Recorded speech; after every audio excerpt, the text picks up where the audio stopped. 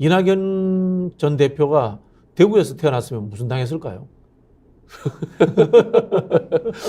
아니 근데 그게 이게 어떻게 보면 김대중 때 같은 경우 인재를 막 영입할 때 민주화 때 그러니까 이제 지금처럼 막 공천 없가다 보니까 그래서 네네. 호남의 인재를 마구잡이 끌어들여가지고 실제로 박주성 같은 사람 저 완전히 이 권력형 검사 출신을 권력형 검사죠. 네.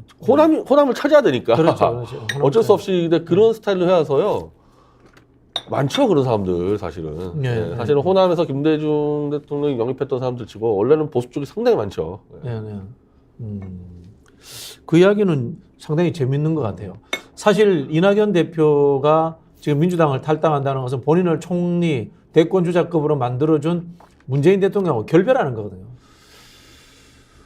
그렇지 현재 형식적으로 결별돼 있겠죠. 네. 형식적으로 결별돼 있는 거고.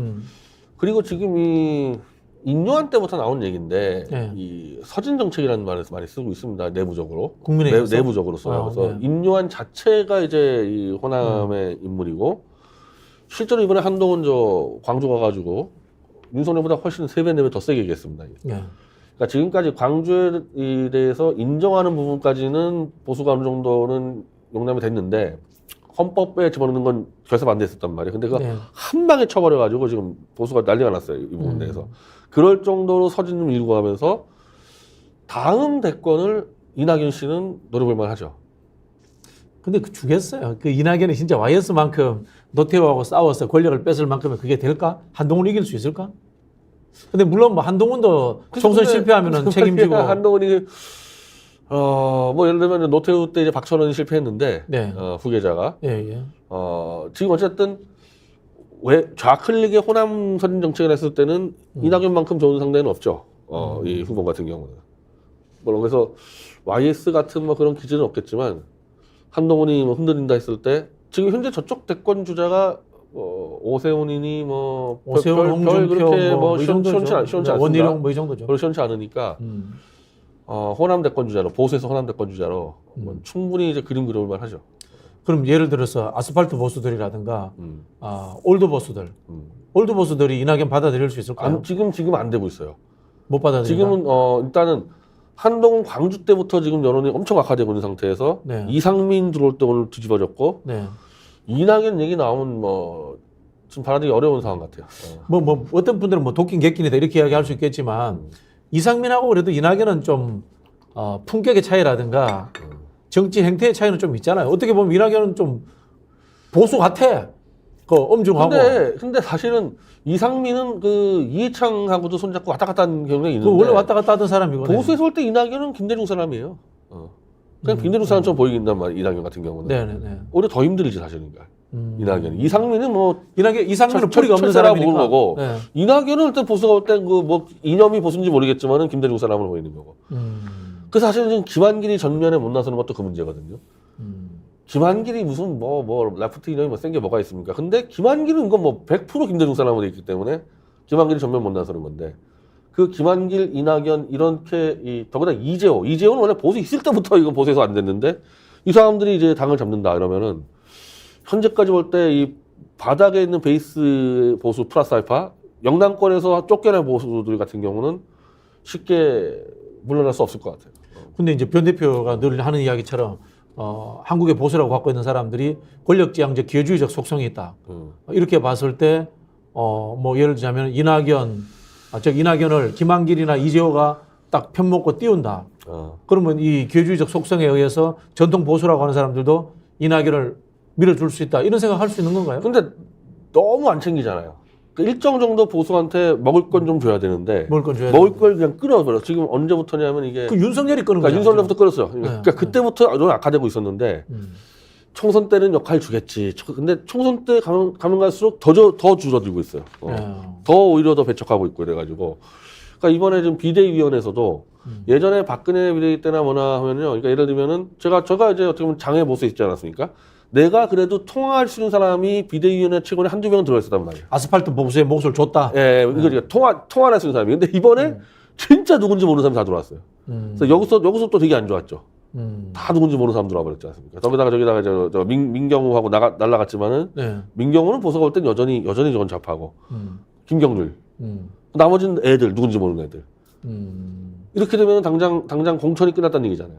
그럼 사실은 국민의힘도 어떤 뭐 보수 지향성이라기보다는 지금 인기 영합주의적이고 그다음에 이 검찰들 중심으로 해서 말랑말랑한 사람들 끌어모으기 이런 거다 그러니까 봐야 어떻게 되겠네요. 보면은 이 검찰 기회주의 권력 해바라기 세력이 보수의 숙주를 쳐서 먹어버렸고 이제 보수는 내쫓는 지금 이번 총선에 그런 구도로 가는 거죠. 그런 구도 속에서 이상민이 들어오는 거고 당연히 그 구도 속에서 이준석하고 이낙연도 공간에 나오는 겁니다. 그러니까 지금 보수와 이 검찰 이 세력과의 맞붙는 간극보다 이준석이 훨씬 가까워.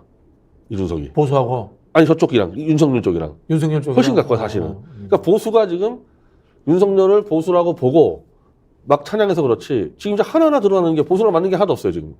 그 거리가 이준석과 윤석열보다 보수 거리가 훨씬 점점 멀어지고 있다는 거죠. 이렇게 되면. 지금 그 한동훈에 대한 지지도가 막 등락이 굉장히 커요. 등락이 큰데 그거는 한 번씩 근데 영남의 60대 이상이 한동훈 지지도가 높아요. 현실적으로. 원래 그렇게 했었죠. 시작했는데 이제 네. 이제 한동훈 계속 이런 식으로 하기 시작하면은 쭉 내려오게 됐죠. 특히 이번에 그 광주 발언이나 이런 것들은 보수들의 지지율이 건드렸죠. 아, 이거 한동훈 보수 아니구나. 이거 뭐 명백히 돼버린 건데 이 부분 대해서는. 그러니까 뭐 참배를 하고 뭐 이런 것까지 하는데 헌법에 넣겠다는 게 문제가 되는 거는 보수에서는. 그거는 보수에서는 못 받아들였단 말이야 지금까지 어느 정도. 근데 이제 선거 전략으로 봤을 때 그게 뭐 보수 일부에서 비판을 받을 수는 있겠지만 어차피 영남은 이 가둬놓은 물고기란 말이야. 그러니까 그렇게 생각하는 거죠 이제. 네, 가둬놓은 그렇게 생각하는 물고기고 거죠. 결국은 한동훈이 하는 것은 네. 수도권 중도에 어필하겠다는 거잖아요. 그렇게 생각하는 거죠. 네. 근데 이제 공천이 이제 이 파장이 났을 때 그럼 이제 쫓겨나는 영남 사람들 아까 얘기했던 내가 저 김태호라든지 뭐 김영선이라든지 무슨 깃발리겠습니까 이거 보수 깃발리게 돼 있거든 당연히 그러면 얘들은 보수 아니다 이게 진짜 보수다 해가지고 장애 보수하고 영남권 이제 이른바 하류 네. 붙어가지고 이제 낙동강 하류. 네, 그래서 이제 보수 깃발을 들게 돼 있죠. 근데 결국은 현실은 또 좌장이잖아. 좌장 문제 또 박근혜에서 또 안 걸려버리잖아. 그러니까 지금 박근혜를 또 거기서 박근혜를 걸려버리잖아요. 또. 계속 그거 하고 있는데 네. 그래서 어쨌든 이 공격수들은 좀 나와요. 공격수들은. 아니 뭐 네, 공격수 나와요. 많아요. 서병수도 있고. 예, 공격수는 뭐 걸출한 사람들은 있어. 김용판이 있는데, 김용판도 있고 있는데 결국 이제 박근혜에서 다 걸려버리는 거지. 지금 박근혜 같은 경우에 저쪽에 너무 붙어가지고 윤석열이랑 이제 아마 뭐 기대는 안 하는 것 같은데, 근데 또 박근혜는 이 상황에 따라서 워낙에 이게 좀 정치적 이런 계산이 좀 생각보다 빨라서 뭐 언제 어떻게 또 변질할지 모르겠어요. 서병수가 대권 주자예요? 대권 주자 할 수 있어요? 뭐 저는 어렵다고 봅니다. 어렵다고 봅니다. 예, 저는 어렵다고. 김태호는? 예. 김태호 세력이 없잖아. 김태호도 어렵다고 봐요. 예, 예, 예. 그럼 구심점이 없잖아. 예, 예. 친박들이. 그게 예전에 근데 그 한번 이제 이게 90년도 선거 때 이제 막 김종필이 자민련 끌고 나와가지고 김종필이 사실 대권주자 아니었거든요. 근데 어쨌든 석권했어요. TK도 석권했습니다. 그러니까 대권주자가 없더라도 총선에서 일단은 야 이거 너무 심하지 않냐. 이건 도대체 이 보수의 뿌리를 다 끝장내겠다는 이런 여론 불면은 일단 총선은 가는 거죠. 총선까지. 그때 생각하면은 DJP의 박철원이었거든. DJP가 아니지. JP, 박태준, 박철원 그러니까 이 삼박축이었거든. 대선은 그렇게 갔었는데 네. 대선 전에 96년도 96년 총선 말하는 때 자민련 바람 불 때. 실제로 이 YS가 그 당시 신한국당을 만들어서 그런 데로 선방을 했고 네네네. 김대중은 이제 그때 당이 깨져가지고 민주당하고 새정치국에 깨져가지고 별로 못했는데 자민련이 그냥 TK하고 충청도를 쓸어버리지 않았습니까? 96년대 쓸어버렸죠. 그게 그때 완전히 그 대권론 주자 없이도 그냥 그 생각을 해보면은 JP는 충청도 기반이었는데 TK를 먹은 거는 그 당시에 박태준하고 박철원이 나왔죠. 역할했거든요. 박철원이 아마 박철원이 안 나오고 박철원이 나왔어요. 현경자가 나왔죠. 부인이 나왔죠. 부인이. 아니야, 박철원이 나왔어요. 다음번에 나왔었나? 나왔어요. 그 전에 보궐선거에는 보궐선거 나왔다 한 다음에 96년도에는 본선거 때는 박철원이 당선됐죠. 네. 박철원이 나왔었죠. 예. 네. 근데 그때도 박철원이 그렇게 대권 주자로서의 그 위력은 없었어요. 맞아요. 예, 주로 그때 계속 그 보수였어, 보수. 그렇지. 예. 네. 오히려 그 당시 이제 박철원보다는 박태준이 더 인기가 있었죠. 박태준이 그래도 대권 주자처럼 좀 보이긴 했었는데 나중에는 결국 이제 김대중, 김종필, 박태준 셋이 뭉치게 돼버린 거죠. 그게 1년 뒤 같은 경우. 그러니까 지금 이 TK 선거라는 거는 그 당시 JP 자민련이 TK를 쓸 때 그런 정도예요. 그런 정도. 근데 지금 이게 간극이 점점 너무 커지고 있어서 저는 공간 충분히 나올 거라고 봅니다. 공간이 나올 수 충분히 나올 수 있습니다.